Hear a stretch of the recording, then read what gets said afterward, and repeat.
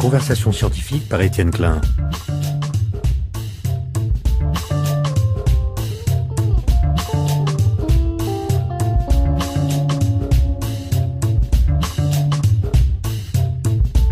Aujourd'hui, quelles sont les pièces de l'identité ?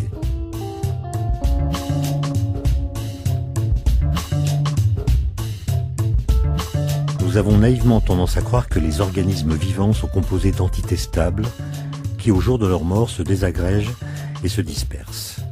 Cette image, on le sait désormais, est globalement fausse. Par exemple, les molécules organiques qui forment nos tissus quittent notre organisme dans une ronde incessante et sont remplacées par d'autres. La vitesse de ce renouvellement est très élevée, même dans des tissus comme l'os qui ont l'apparence la plus solide. Nos cellules sont constamment remises à neuf. Nos globules rouges ont une espérance de vie de 120 jours. Les cellules de nos alvéoles pulmonaires sont remplacées toutes les semaines. L'unité spatio-temporelle historique d'un être humain apparaît ainsi analogue à celle du bateau de Thésée, qui était perpétuellement réparé et dont les sophistes d'Athènes se demandaient, au fur et à mesure que les pièces en étaient modifiées ou remplacées, s'il s'agissait encore du même bateau. Le sentiment que nous avons tout au long de notre existence, de la pérennité de notre corps, correspond donc pour une grande part à une illusion. Mais alors, qu'est-ce qui fonde notre identité ? Qu'est-ce qui la maintient vivace au cours du temps ? Qu'est-ce qui fait que le moi est chaque fois lui-même ? Pour répondre à ces questions, j'aurais pu inviter un biologiste, mais en vertu d'une démarche qui n'est irrationnelle qu'en apparence, j'ai choisi d'inviter un philosophe. Bonjour Paul Audy. Bonjour Étienne Klein. On l'a deviné, vous êtes philosophe, vous êtes l'auteur d'une trentaine d'ouvrages, vous travaillez sur les rapports entre l'esthétique et l'éthique, et vous vous intéressez de façon plus générale aux conditions qui permettent à l'être humain d'accéder à sa propre humanité. Est-ce que cette présentation vous convient ?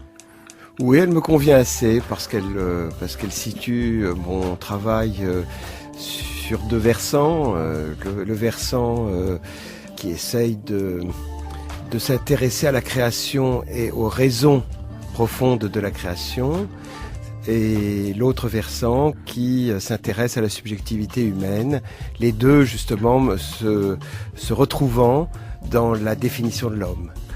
Alors vous publiez ces jours-ci 3 livres en même temps, c'est beaucoup, vous êtes très très actif. L'un a directement trait à notre sujet, il s'intitule Analyse du sentiment intérieur. Oui. Vous essayez justement d'interroger cette question du moi.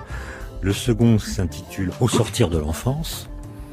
Et le troisième est un peu différent, il s'intéresse à la poésie. Et le titre en est Et j'ai lu tous les livres, Mallarmé et Celan, ou Celan, comment vous dites ? Paul Celan. Peut-être qu'on y reviendra. Mais est-ce que vous êtes d'accord pour dire que si on devait trouver un titre général à votre œuvre, ce pourrait être Le soi, sa vie et son œuvre ?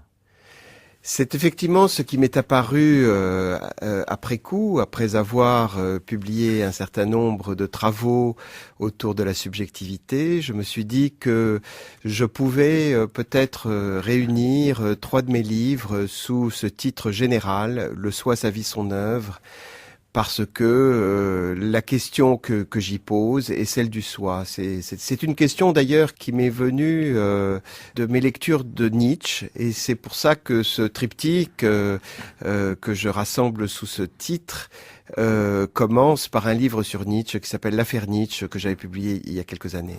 Mais le soi et le moi, c'est pas la même chose.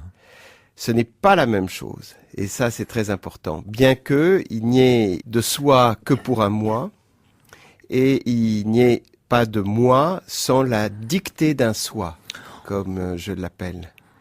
On va y revenir, Paul Audy, mais avant, je voulais rappeler le principe de l'émission, qui est qu'un scientifique, votre serviteur en l'occurrence, s'entretient avec un autre scientifique, ou avec un philosophe, un artiste, un historien, un géographe, un marcheur, un alpiniste, un écrivain, voire un économiste. Et en général, on y parle de science dans cette émission, au moins un peu. Et j'attends de vous que vous m'appreniez beaucoup de choses. Justement, alors, je vous ai invité pour tenter une aventure singulière, au sens où vous, dans vos ouvrages en tout cas, vous ne parlez jamais de science. Vous travaillez, on pourrait dire, dans l'envers de la science. Vous examinez les questions pour lesquelles la science n'est d'aucune aide, des questions métaphysiques, esthétiques ou éthiques. Alors j'imagine que vous n'avez rien contre la science, vous n'êtes pas anti-science, mais vous êtes à mes yeux une sorte d'antiparticule de la science qui œuvrerait dans son ailleurs, dans ses ombres, dans son purgatoire. Je ne traite pas de science pour une raison précise, c'est que je n'ai pas vraiment accès à elle, si vous voulez. Je n'ai accès à elle qu'à travers des ouvrages qui sont eux-mêmes des ouvrages de vulgarisation scientifique, qui sont souvent écrits par des scientifiques, mais qui, en quelque sorte, me fournissent une information de deuxième main. Donc, je ne me sens pas autorisé, si vous voulez, à parler de la science à partir du moment. C'est pour ça que je suis curieux de savoir où notre conversation va nous mener. Notre conversation, elle nous amènera évidemment à toucher des bords, des frontières, des points d'intersection.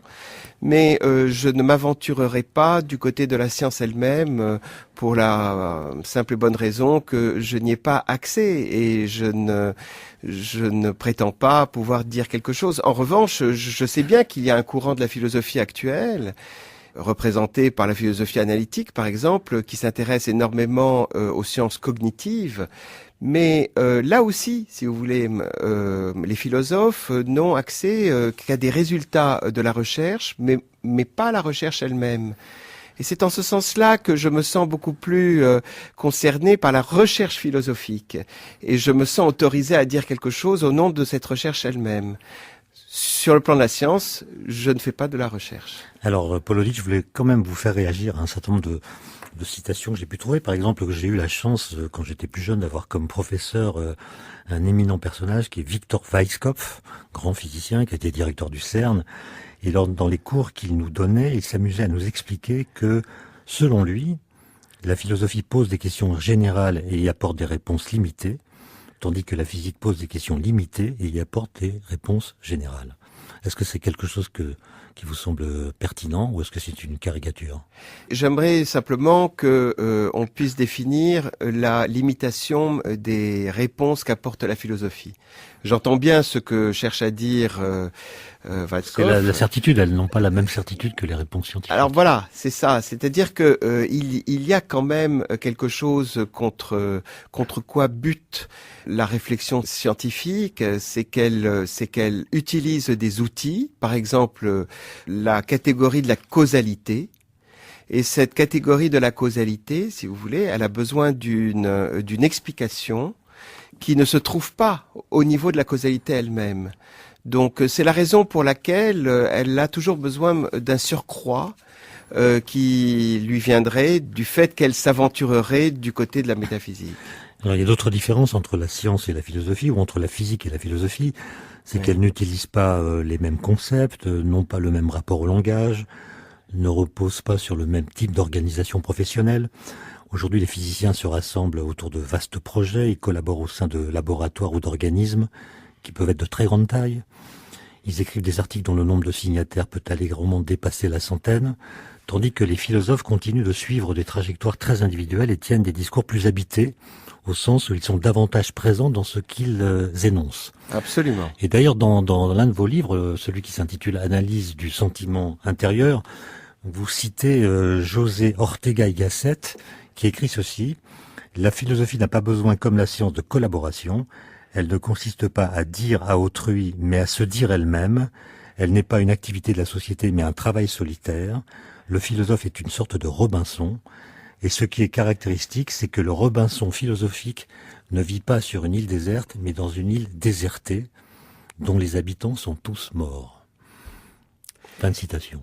Alors il a effectivement affaire, le philosophe, à une tradition, d'abord, une tradition qui est le réceptacle de nombreux discours, et son rapport à la réalité, son questionnement de la réalité du réel, est en quelque sorte porté par la médiation d'un certain nombre de discours, et ces discours viennent d'ailleurs ou du passé. Ils ne viennent pas forcément du passé, mais en quelque sorte, ils viennent à partir d'une sorte d'absence.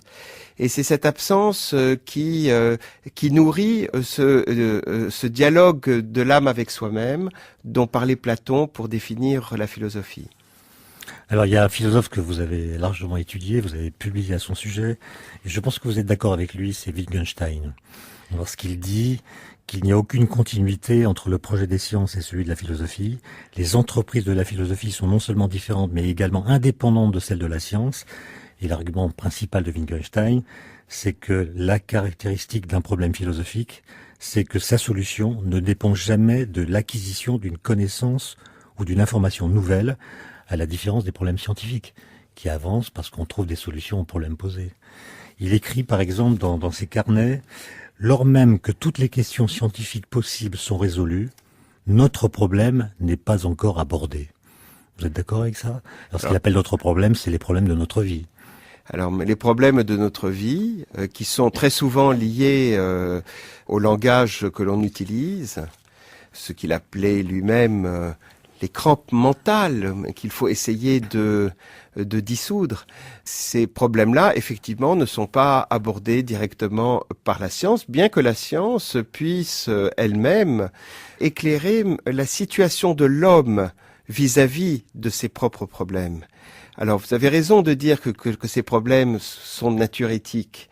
Et d'ailleurs, lorsque Wittgenstein écrivait le Tractatus, il l'écrivait au nom d'une partie qui était impossible à écrire et qui relevait justement de l'éthique. Le problème de la vie est un problème d'ailleurs qui ne se résout que justement en traversant l'épaisseur du langage. Et de ce point de vue-là, la philosophie qui a rapport à des discours, eh bien, la philosophie est une manière finalement de situer sa propre démarche à l'intérieur du cercle éthique. Mais est-ce qu'il n'y a pas des situations qui correspondent à ce que Maurice Merleau-Ponty appelait dans son cours au Collège de France des découvertes philosophiques négatives faites par les scientifiques, c'est-à-dire des découvertes qui viennent rouvrir des chemins de pensée et à propos de questions philosophiques apportent des arguments qui obligent à reprendre la question. Je pense à la question du temps. D'ailleurs, voilà, bien sûr, la question du temps. Écoutez, songez simplement, par exemple, à la manière dont Bergson s'est senti non seulement interpellé, mais bousculé par les découvertes d'Einstein. Il lui a fallu, en quelque sorte, passer beaucoup de temps à s'expliquer avec elle, essayer même d'une certaine façon de sauver sa propre entreprise par rapport à l'importance et à l'extension de la problématique du temps mise en avant par Einstein. Et donc, de ce point de vue-là, il faut que le philosophe reste à l'écoute de ce qui se passe. Alors, c'est très difficile d'être à l'écoute de ce qui se passe. Prenez un autre exemple qui est celui, par exemple, de philosophes qui se réclament des mathématiques dans leur écriture philosophique elle-même. Un philosophe comme Alain Badiou, par exemple, propose une ontologie mathématique et cette ontologie mathématique ne repose que sur une mathématique qui ne participe pas, si vous voulez, d'une recherche ou d'une invention d'Alain Badiou lui-même. Il hérite, si vous voulez, d'un savoir mathématique qu'il a et qui est incontestable, mais lui-même ne participe pas à la recherche mathématique. Il n'y a aucun mathématicien qui va lire un livre d'Alain Badiou pour avancer dans ses propres recherches. En revanche, l'inverse est vrai. C'est que le philosophe va aller chercher dans les mathématiques quelque chose qui peut correspondre à la formalisation des enjeux qu'il pose dans son travail. Je suis ravi, Paul Audy, que vous parlez d'Alain Badiou, parce qu'il est venu à ce micro même il y a quelques mois. Mais ce n'est pas lui faire injure de vous parlez dire cela. Dans ce livre dont j'ai cité le titre, et j'ai lu tous les livres, Mallarmé et Celan, vous parlez évidemment de la poésie, de ce qu'est la poésie, de ce qu'elle implique. Et c'est une question qu'Alain Badiou avait abordée dans cette émission en disant que les mathématiques sont à une extrémité du langage et que la poésie est à l'autre extrémité, mais que malgré cette opposition, ces deux formes du langage accèdent à l'universalité. La poésie, a-t-il dit, est ce qui fouille dans le langage pour le contraindre à nommer ce qu'antérieurement il n'arrivait pas à nommer, et donc la poésie s'énonce dans la singularité d'une langue jusqu'à sa limite, jusqu'au hors-langue, alors que les mathématiques procèdent d'emblée de l'extérieur de la singularité des langues. Et c'est parce qu'elles sont à l'extérieur des langues qu'elles accèdent à une forme d'universel. Est-ce que la rigueur mathématique se retrouve, à votre avis, dans la poésie? D'une façon, évidemment, adaptée. Sans aucun doute, la poésie est un langage rigoureux. Alors on a tendance justement à ne pas l'interpréter ainsi, puisque c'est un langage qui se présente comme un langage imagé ou comme un langage porté par un sens figuré, métaphorique, dit-on, mais sa rigueur est entière. Pour rebondir sur le point de vue d'Alain Badiou au sujet des rapports poésie-mathématiques, je le rejoindrai très volontiers, mais peut-être que je préciserai de mon point de vue que, en fait, dans les deux, il ne s'agit pas tellement d'être en dehors du langage, mais il s'agit finalement de dissoudre, si vous voulez, les structures du langage qui sont portées par la signification, et de les dissoudre jusqu'au point où, en fait, quelque chose se dégage et qui est toujours propre au langage et qui est le signifiant. Dans les deux cas, si vous voulez, mathématiques et poésie, il y a une volonté de réduire les significations à quelque chose qui est de l'ordre de la lettre. Mais est-ce que c'est ce que vous voulez dire quand vous citez Jean Baudrillard qui dit « La poésie, c'est le langage lui-même qui prend la parole pour s'y perdre ». Oui. C'est ça que... Oui, c'est ça. C'est exactement ça. Il y a quelque chose qui est de l'ordre de l'anéantissement, si vous voulez, des significations dans la poésie. Il y a ce travail où l'on ne se retrouve pas très bien au niveau du signifié, on ne sait pas trop ce que ça veut dire, et justement, la langue elle-même se perd dans ses propres opérations. Mais qu'est-ce qui, en tant que philosophe, vous fascine dans la poésie, au point de lui consacrer un ouvrage entier? Alors, je l'ai abordé, si vous voulez, d'un point de vue tout à fait particulier, qui est celui qui structure mes recherches philosophiques et que je désigne du nom d'esthétique. C'est un mot valise qui essaye de dire ce qu'il en est du point de croisement entre l'éthique et l'esthétique. Et alors, ce qui m'a intéressé dans la poésie moderne, c'est que elle commence en un point et elle finit en un autre point. Et je voulais essayer de délimiter l'espace de la poésie moderne, commençant avec Mallarmé et se terminant avec Paul Celan, du point de vue justement d'une esthétique, c'est-à-dire d'une interrogation où ce qui est de l'ordre esthétique est entièrement mesuré et fondé par une exigence éthique. Paul Audy, c'est le moment d'écouter le premier morceau de musique que vous avez choisi, mais avant vous parlez de Paul Celan. Paul Celan, c'est l'anagramme du nom de Paul Celan en roumain, qui était Ancel. Absolument. Et comme dans vos livres vous citez beaucoup Charles Baudelaire, je voulais vous proposer deux anagrammes de Charles Baudelaire. Charles Baudelaire, ça donne d'une part le labeur de sa chair, ce qui amène à la question du moi, je pense. Et ça donne aussi chaleur de la braise. Mais nous allons écouter le premier morceau de musique que vous avez choisi. Je crois qu'il s'agit d'un morceau de Van Morrison. Paul Audy, vous avez choisi ce morceau de Van Morrison. Comment s'appelle-t-il? Tupelo Honey. Et pourquoi ce choix? Parce que on m'avait demandé quelques chansons, j'en ai choisi quelques-unes.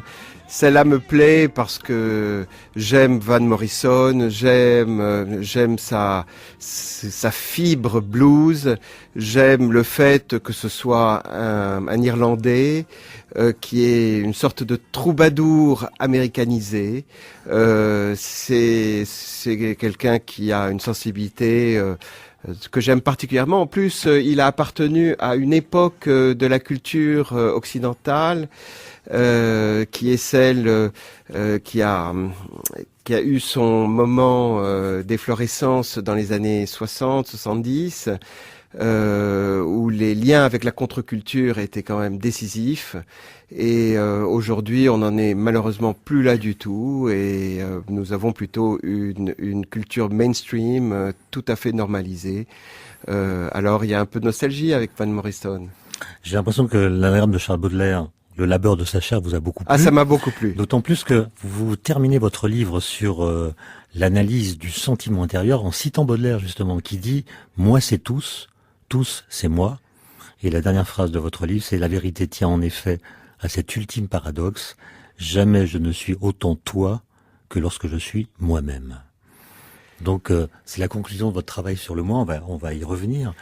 Mais avant que vous développiez votre argumentation, je voulais vous faire réagir à des phrases de Barthes. Oui. Roland Barthes a écrit donc son livre sur la photographie qui s'appelle Dans la chambre claire, ou La chambre claire plutôt, et il dit ceci: j'ai décidé de prendre pour guide non la conscience de mon moi, mais celle de mon émoi.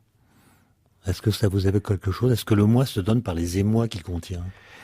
Alors ça me va tout à fait, si vous voulez, puisque toute l'élaboration que j'ai essayé de faire sur la question du moi, c'est d'inscrire le moi dans une problématique, comment on pourrait dire, affective, pathique ou pathétique. C'est-à-dire que le moi est traversé par un certain nombre d'affects qui, d'ailleurs, en fait un être incarné. Il n'y a pas de moi sans corps. Il n'y a pas de moi sans corps. Il n'y a pas de moi sans corps.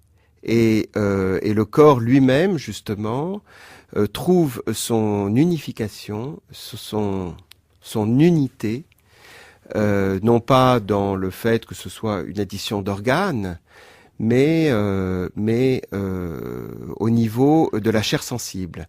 Et la chair sensible, c'est ce qui se définit comme ce qui s'éprouve soi-même.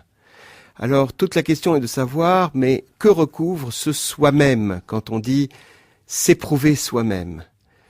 Et c'est là que certaines indications peuvent nous venir, par exemple de Nietzsche, j'en parlais tout à l'heure, où Nietzsche dit que c'est le soi qui dicte au moi d'éprouver ce qu'il éprouve et de penser ce qu'il pense. Alors comme on doit parler, c'est le titre de l'émission, des pièces de l'identité, Oui. il y a quand même cette expérience de la photographie. On regarde, on Oui. voit devant soi une Oui. photo de soi beaucoup plus jeune. Oui. Et la question est de savoir quel est le lien qui unit celui qu'on a été à celui qu'on est aujourd'hui. Comment le moi s'est transporté depuis le passé. Alors c'est une grande difficulté d'ailleurs de la philosophie. Je peux vous citer oui. Roland Barthes qui dit Oui. la photographie, c'est l'émergence de soi-même comme un autre. C'est une dissociation retorse de la conscience d'identité. Oui, parce que la conscience d'identité, dans ce cas-là, repose sur une expérience de reconnaissance. Et le moi, si vous voulez, il trouve son unité dans un effort de comparaison entre l'image qu'il a actuellement de lui-même et ce qu'il pense avoir été. Cette problématique n'est pas tellement celle que j'ai essayé d'aborder dans ce livre. D'abord, c'est une problématique assez traditionnelle de la philosophie qui essaye d'inscrire la question de l'unité du moi sur le plan de la mémoire. Ce que j'ai essayé de dégager, c'est que le moi lui-même est fait d'une succession, d'instants d'auto-affection. Et l'unité de cette succession vient du fait que nous nous éprouvons toujours sur un plan.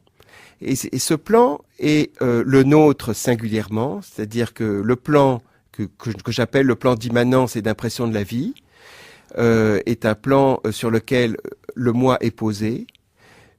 C'est un plan invisible, mais ce plan est forgé justement par l'ensemble des événements éprouvés que le moi rencontre tout au long d'une existence. Il est le fruit d'une histoire, donc. Il est donc le fruit d'une histoire. Mais c'est une histoire très particulière. C'est une histoire qui est celle de l'auto-transformation des affects les uns dans les autres. Et la seule unité à laquelle le moi pourrait prétendre, si ce n'est pas celle de sa mémoire, et d'ailleurs c'est une unité mémorielle qui est tout à fait sujet à caution, puisqu'on peut perdre la mémoire de ce que l'on a été. À ce moment-là, on va chercher des traces d'une continuité dans une narration, dans un récit. C'est ce qu'a très bien étudié Paul Ricoeur, par exemple. Mais on peut aussi penser que l'unité du moi vient justement de sa position sur un plan qui est le plan de la vie, et que ce plan justement de la vie est tissé, constitué par l'ensemble des épreuves qui sont les siennes. Et ces épreuves elles-mêmes, elles n'ont de consistance que comme une déformation, une transformation d'une autre épreuve. Tout ce que nous éprouvons est finalement éprouvé à la lumière, s'adossant à quelque chose que nous avons déjà éprouvé. Et pour définir, si vous voulez cela, je me suis servi d'une remarque que Samuel Beckett fait dans son livre sur Proust, justement. Ce livre sur un écrivain qui n'a pas cessé justement de se poser la question que vous avez parfaitement bien formulée. Samuel Beckett dit « L'individu est une succession d'individus ». Alors toute la question est de savoir à quoi se rapporte le deuxième mot « individu » dans cette phrase qui dit que l'individu est une succession d'individus. C'est une succession justement d'épreuves de soi, et cette épreuve de soi, je l'ai appelée sentiment intérieur, d'où le titre du livre. Mais en même temps, il y a quelque chose de curieux. Si Ouais. je dis j'ai changé, et manifestement j'ai changé, Ouais. le sujet du verbe changer dans cette phrase, c'est toujours moi. Ouais. Et donc le sujet du verbe changer, c'est précisément ce qui ne change pas dans le fait qu'on dit qu'il change. Ben, c'est le fait justement qu'il y a transformation, et qu'il y a Il y a transformation. continuité aussi. Ben, forcément, toute transformation implique justement ce à partir de quoi on se transforme pour justement devenir un autre. Enfin, il y a une sorte de hiatus entre ce dont on part et ce à quoi on arrive. Et par exemple, pour parler de la problématique du moi, que je n'aborde pas dans ce livre-là, mais que j'ai abordé ailleurs dans un autre livre sur l'identité, proprement dite, eh bien, je pourrais vous répondre que l'identité est celle que nous nous forgeons à partir de quelque chose que nous avons déjà reçu, dont nous héritons. Alors, la différence, c'est que nous appelons ce dont nous héritons ce qui est déjà là, l'appartenance. Nous appartenons toujours déjà à quelque chose qui nous identifie, qui nous désigne. Mais ce qui nous désigne comme ce que nous sommes est aussi ce qui nous assigne à quelque chose. Et à quoi sommes-nous assignés? À nous approprier ce qui nous a été donné. Et dans ce travail d'appropriation se constitue l'identification du moi. Le moi s'identifie dans un travail incessant. En fait, il y a un processus interminable d'identification à partir de quelque chose qui nous a été donné et que nous éprouvons comme un déjà. Donc, si vous voulez, l'identité elle-même est une identité qui est dynamique. Elle n'est jamais figée. Ce n'est jamais quelque chose qui est de l'ordre d'une sorte de cristallisation. Au contraire, l'identité participe de cette appropriation permanente de ce qui nous est donné au titre de notre être, parce que, en quelque sorte, nous nous éveillons toujours déjà en lui. France Culture. La conversation scientifique par Étienne Klein. Alors dans ce livre Analyse du sentiment intérieur, Paul Audy, vous rendez un très bel hommage à Michel Henry, Oui. grand philosophe phénoménologue. Oui. Et vous dites à cette occasion, pour devenir soi-même, il faut non pas tuer le père, mais tuer le fils qui réside en soi et auquel on s'identifie toujours d'une façon ou d'une autre. Ça veut dire que l'héritage doit être retravaillé. Il doit être travaillé. Il doit. C'est un principe qui fonde la liberté, si vous voulez. Pour se libérer, dans quoi nous nous tenons, il faut justement se débarrasser d'une trop forte fidélité. En fait, il faut être fidèlement infidèle, infidèlement fidèle.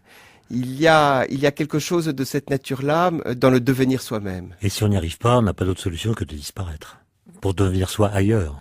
Alors là, ça me fait très plaisir d'entendre ce que vous venez de me dire parce que à ce moment-là, on va vraiment converser ensemble. Je vais plus répondre à vos questions.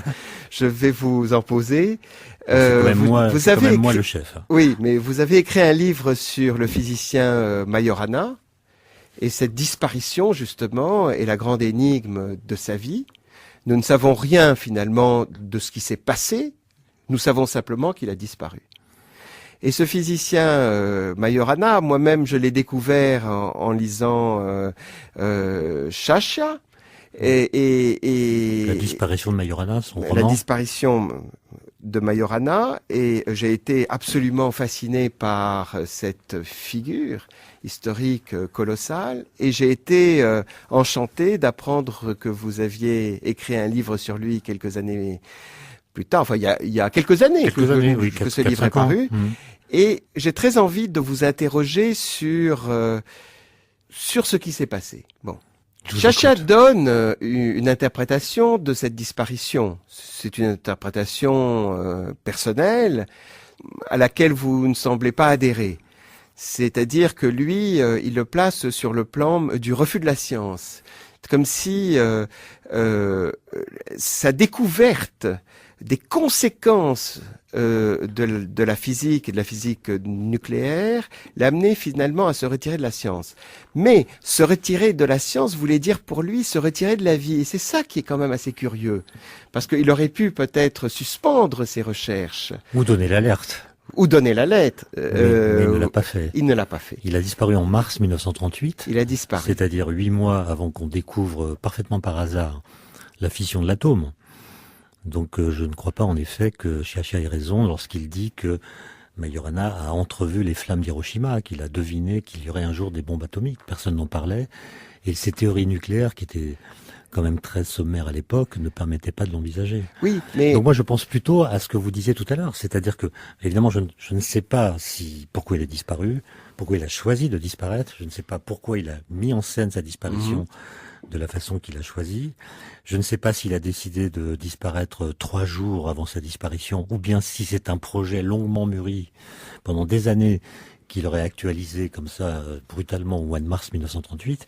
Mais ce que je pense, en tout cas c'est une hypothèse qui a été formulée par beaucoup de personnes qui se sont intéressées à lui, c'est qu'il refusait de jouer le rôle qu'on voulait lui assigner, le rôle de génie. Et donc il en a beaucoup souffert, et c'est peut-être pour se débarrasser de cette image qu'il n'arrivait pas à accepter finalement, avec laquelle il n'arrivait pas à s'identifier, qu'il a choisi de disparaître de la vue de ceux qui voulaient lui coller cette image. Eh bien, vous voyez, vous rejoignez par cette interprétation. C'est une hypothèse, hein. Mais oui, mais si c'est ça le sens de votre interprétation, à ce moment-là, vous rejoignez ce que j'ai essayé de dire. Il lisait beaucoup les pièces de Pirandello, notamment Feu Mathias Pascal, qui est l'histoire d'un homme qui apprend en lisant le journal qu'il est mort. Enfin, c'est une fausse nouvelle, mais il fait comme si elle était vraie et il choisit de disparaître pour ne plus jouer le rôle que sa vie lui assigne dans la ville qu'il habite, et il va ailleurs et se rend compte que ailleurs, il est toujours accompagné du même moi. Voilà. Et ça ne le libère pas du tout. Et oui. Et donc, nous avons là véritablement le témoignage ou l'attestation de ce que j'appelle la butée sur soi. C'est-à-dire... ce qui est le moi. Alors, le moi... Le moi bute sur lui-même. Alors, le moi bute sur lui-même. Il bute sur ce qui le constitue en tant que moi. Et donc, il bute sur soi, puisque le soi, c'est le moi-même, si vous voulez, du moi. C'est l'ipséité du moi. C'est le fait qu'il n'y a pas de moi qui ne puisse être totalement autre que lui-même. Il est en quelque sorte toujours ramené à ce qu'il est. Et c'est cette manière d'être rivé à soi est quelque chose qui provoque à la fois peut-être la plus grande exaltation et le plus grand désespoir. C'est cette tension très très forte, si vous voulez, où le soi est entièrement habité par une dynamique qui est celle à la fois de l'acceptation de soi et de la négation de soi. Dans l'introduction de votre livre, vous dites « C'est ainsi que nous sommes faits et refaits. Nous sommes tous ainsi faits que nous ne pouvons pas nous refaire, que nous le voulions ou non, ou que nous cherchions ou non à en éviter les conséquences. Il nous faut tout vivre à fleur de peau. » C'est ça la butée ? C'est ça la butée. C'est ça la Je vous ai vérité. compris, ça me rassure. Oui, mais vous avez compris que de toute façon, tout ce que nous vivons, tout ce que nous éprouvons, tout ce que nous disons est déjà contresigné par une ipséité, un soi, quelque chose qui nous individualise radicalement. Paul Ody, je vais reprendre la main dans l'émission. C'est moi qui vais poser les questions Ouais. maintenant. Et je vais vous interroger sur certaines citations ou certains propos que vous tenez dans ces livres. Par exemple, vous citez je crois que c'est un philosophe américain, Barnett Newman. Ah non, ça c'est un peintre, Ah, c'est c'est un un très peintre. grand peintre. Ah, excusez-moi. C'est un peintre abstrait. Et vous le citez, Oui. et il dit, c'est seulement quand l'homme sait où il est qu'il peut se demander, qui suis-je, où vais-je? Qu'est-ce que ça veut dire? Ça veut dire que le moi est toujours quelque part? Alors, le moi est toujours posé quelque part. Il a un Sauf, site. alors, il a un site. Mais ce site, il ne faut pas le confondre avec un site du monde, avec quelque chose qui est placé dans une spatio-temporalité. Ce site est tout à fait particulier. Il est en fait invisible. C'est ce que j'appellerais un plan. Il est posé sur un plan. Et ce plan, il le précède, il l'excède, il est en quelque sorte plus grand que lui, parce que c'est le plan de la vie. Il est posé en tant que chair vivante sur ce plan sur lequel on éprouve chaque chose que nous éprouvons. La reconnaissance de cette position de soi sur le plan est par exemple le grand œuvre d'un auteur qui s'appelle Jean-Jacques Rousseau. Si vous lisez... Auquel vous avez consacré oui. votre thèse de doctorat. Exactement. Si vous lisez Les rêveries du promeneur solitaire, qui est quand même un livre extraordinaire, unique, de quoi s'agit-il? Il s'agit justement d'un homme qui s'est retiré du monde, qui n'a plus de compte à rendre à personne, mais qui en même temps ne va plus éprouver ce qui lui arrive que sur le plan de la vie, d'où l'importance de la 5e promenade qui raconte ce séjour à l'île Saint-Pierre où, dans une sorte de parenthèse, une sorte de réduction, une suspension de toutes les déterminations du monde, Rousseau n'a fait qu'une chose, c'est éprouver qu'il était vivant. Et cette épreuve du fait qu'on est vivant, il l'a appelé le sentiment de l'existence. C'est ce que vous appelez, vous, le sentiment intérieur. C'est la même chose? Alors, c'est la manière dont Rousseau appelle le sentiment intérieur. Alors, il ne le déploie pas, si vous voulez, avec toutes les harmonies que j'ai essayé de déployer à son sujet dans mon livre, puisque justement Rousseau n'est jamais entré dans cette dialectique très particulière du sentiment de l'existence, qui oscille entre un amour de soi et un désespoir, entre cette tension où nous jouissons d'être nous-mêmes et où nous haïssons de n'être que nous-mêmes et nous aspirons à être autre que ce que nous sommes. Ce qui est impossible. Ce qui est Ce impossible. qui est possible, en revanche, c'est d'écouter le deuxième morceau de musique que vous avez choisi. Volontiers. Il s'intitule Elvire et il est d'Alain Bachung. Paul Ody, Elvire d'Alain Bachung. Vous avez un mot à dire là-dessus? J'imagine que oui. Bah, écoutez, j'aime beaucoup cette chanson parce qu'elle porte le nom de ma fille. Alors je l'aime beaucoup puisque c'est C'est une elle raison aussi qui me l'a suffisante. fait découvrir. Je la trouve intéressante parce qu'elle parle de quelque chose qui est une des situations les plus importantes que nous vivons aujourd'hui. C'est notre vie à l'intérieur de la virtualité numérique et la manière dont finalement les rapports humains sont altérés, ils sont transformés pour le meilleur comme pour le pire, par cette désignation que fait de nous le numérique. D'ailleurs, vous citez à ce propos Jean Toussaint Desanti, Oui. dans un livre qui s'intitule La liberté nous aime encore. Il dit ceci: si l'entrée dans le virtuel ne fait pas retour au corps vivant, au voisinage, au réel des gens, au plus proche, si les esprits avec lesquels nous entrons en communication par le virtuel prennent la place de notre rapport vivant avec ceux que nous touchons, dont nous voyons la gestuelle, si tout cela s'abîme dans le virtuel, alors l'humanité elle-même est en danger. Vous êtes d'accord, même si vous n'aimez pas les dernier Cassandres. mot, c'est le dernier mot de Jean Toussaint Desanti qui a été mon mon maître, mon professeur et pour qui j'ai une immense estime, je pense que le danger est là, que nous devons vivre avec ce danger, que ce danger n'est pas à éradiquer comme tel.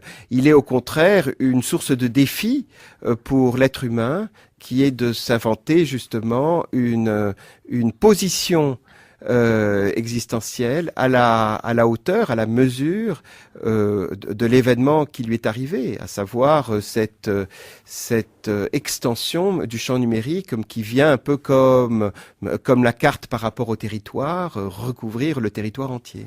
Il vient peut-être modifier notre identité, notre moi. Il vient en tout cas modifier notre rapport au temps. Ça c'est certain. Le rapport au temps a profondément changé par cet accès à l'immédiateté virtuelle. C'est d'ailleurs un sujet qui m'intéresse beaucoup parce que j'ai écrit un livre sur l'amour et je suis persuadé que l'amour lui-même aujourd'hui dans sa situation contemporaine prend une tournure très particulière due à la coprésence du virtuel dans notre vie. Comment cela? Alors, vous voulez m'entraîner sur ce sujet? Vous avez écrit sur beaucoup de sujets, on va pas tous les traiter, mais celui-là m'intéresse. Oui, enfin, je pense qu'il intéresse nos auditeurs. J'espère écrire un jour là-dessus, mais en tout cas, je crois que la manière dont nous nous rapportons, par exemple, à l'érotisme aujourd'hui, est en quelque sorte médiatisé.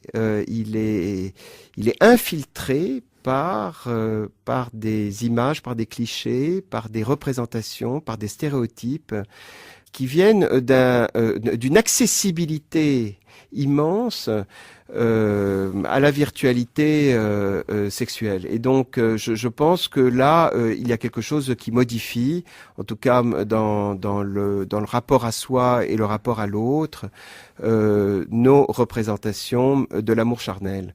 Donc, bon, c'est une question qui m'intéresse. Je l'ai pas encore analysée comme telle, mais enfin, je pense qu'il mériterait un éclairage philosophique.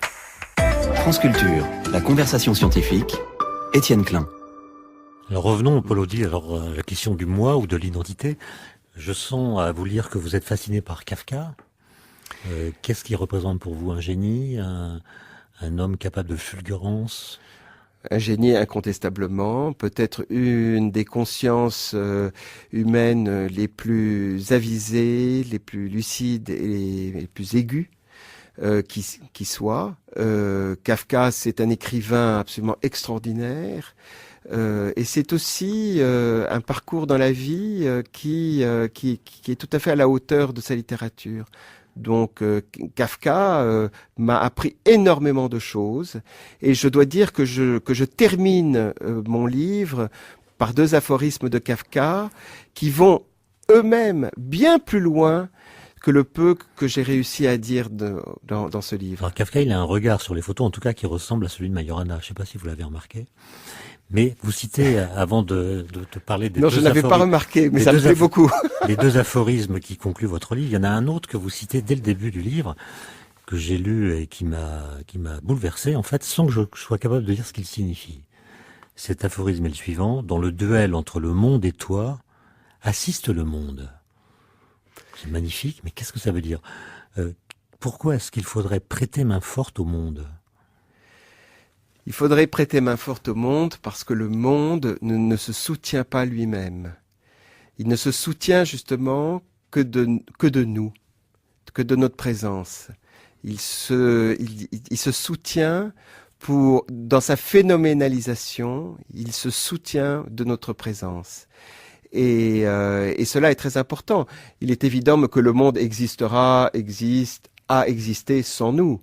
Mais sa phénoménalisation, sa manière d'apparaître, sa manière de se rendre sensible, sa manière de se rendre intelligible, tout cela a besoin justement de nous, mais pas tellement de notre conscience, de la conscience que nous avons de lui, simplement de notre inscription charnelle Mais est-ce que je fais un contresens si j'interprète aussi cette phrase en disant, Oui. finalement, le monde nous est en partie intelligible, Oui. notamment par la science, Oui. et il ne faut pas oublier les messages qu'il nous envoie de cette façon lorsque nous pensons notre moi. C'est-à-dire, il ne faut pas considérer que nous sommes seuls au monde et pouvons avoir une vie qui est indépendante de ce que nous savons de lui.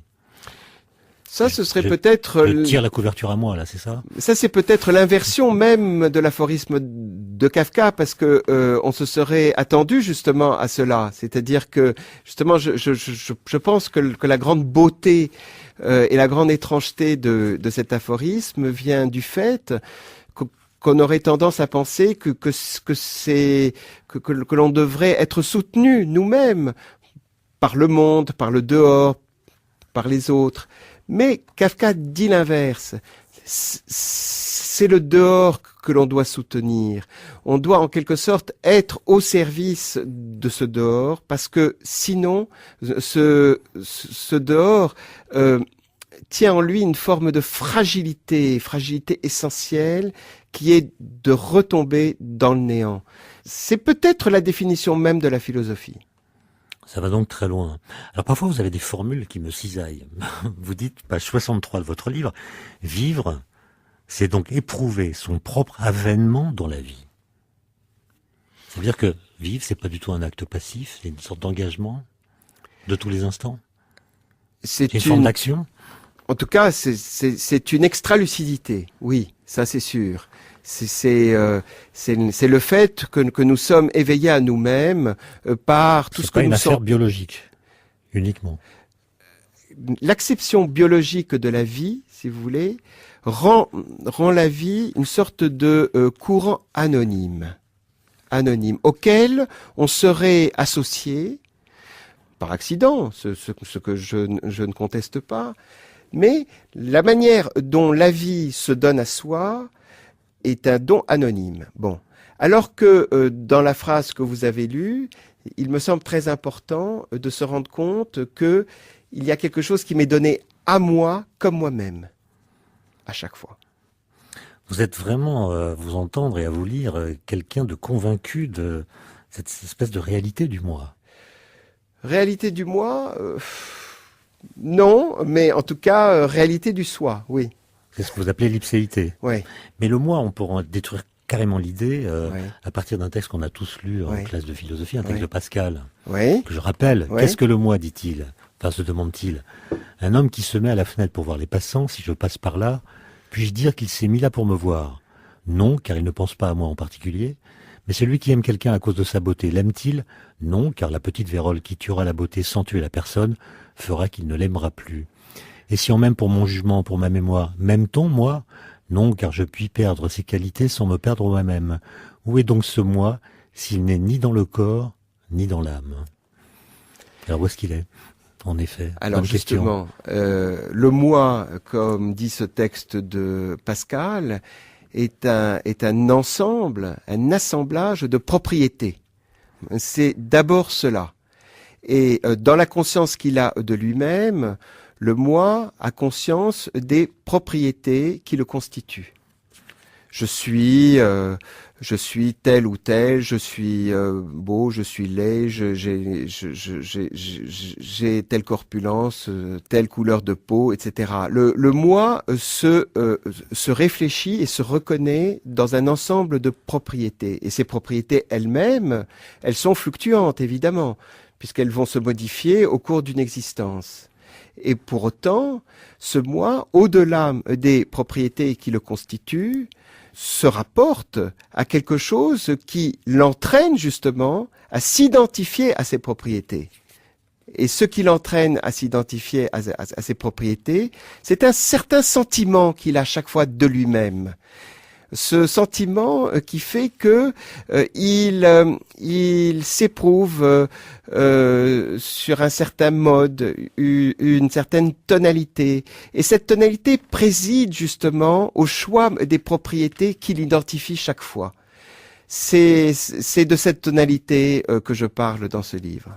Que vous concluez par les deux aphorismes de Kafka que nous avons annoncés. Si vous le voulez bien, on va les commenter brièvement. Volontiers. Le premier, qui est quand même assez sibyllin. Il dit ceci: il a le sentiment qu'en vivant, il obstrue son propre chemin. C'est dans cet obstacle même qu'il puise la preuve qu'il vit. C'est l'idée de la butée que vous avez évoquée tout à l'heure. Alors là, pour moi, c'est un aphorisme qui identifie la butée sur soi de manière tout à fait exemplaire. C'est un aphorisme qui dit justement que l'attestation du soi ne vient que justement par la butée. C'est en butant sur soi que l'on s'aperçoit que l'on est soi-même. Deuxième aphorisme, enfin le second en l'occurrence, il ne témoigne que de lui-même et n'est preuve que de soi. Tous ses adversaires le vainquent aussitôt, non en le réfutant, il est irréfutable, mais seulement en témoignant d'eux-mêmes. C'est obscur, non? Non, la seule contestation, si vous voulez, que l'on peut opposer à l'affirmation d'un soi, c'est une autre affirmation d'un soi. C'est ça que dit Kafka. C'est qu'on ne peut absolument pas contester le soi de l'intérieur. On peut simplement le contester par ce que Sartre appellera une négation externe. C'est-à-dire que mon soi n'est pas le soi d'un autre. Un point, c'est tout. Ça va être la conclusion, et d'ailleurs je vais la formuler en reprenant les termes de Rousseau. Il ne faut pas chercher à s'éloigner de soi parce que ce n'est pas possible et que tout nous y ramène malgré que nous en ayons. Merci Paul Audy d'être venu nous rassurer et nous inquiéter sur notre identité. Merci beaucoup, Étienne Klein. C'était la conversation scientifique par Étienne Klein.